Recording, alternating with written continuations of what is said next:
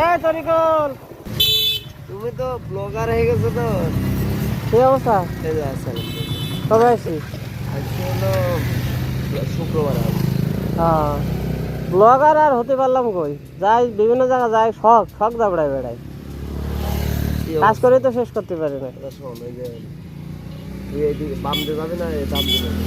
কোন দিক দিয়ে যাবো? তুই কোন দিক যাবি? তুই একটা কাজ কর, না না তুই ঝিনেদায় যাবি না, হ্যাঁ। আমি এই মোটর সাইকেল আর একজনের, হ্যাঁ তুই বাম দিয়ে যাবি।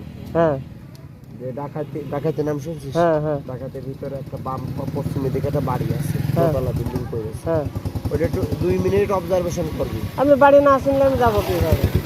ওরে রাস্তার পাশে দেখবি নতুন বিল্ডিং হয়েছে, দোতলা, নিচে গোডাউন ফরম্যাট, হ্যাঁ। উপরে হলো বাম পাশে। হ্যাঁ, বাড়ি করে থুয়েছে। হ্যাঁ, তা কি টাইলস দেখ- ফাইলস করা আছে, গেট করা তা আছে। কেউ না থাকলে যাওয়া যায় নাকি? ওরে ভাই তুই যাবি না, তুই নিচে থেকে দেখবি একটু হালকা 2 মিনিট। বাড়ি কিনবি? ওই প্ল্যানটা, হ্যাঁ, ওই প্ল্যানটাই কি দেখবি তো।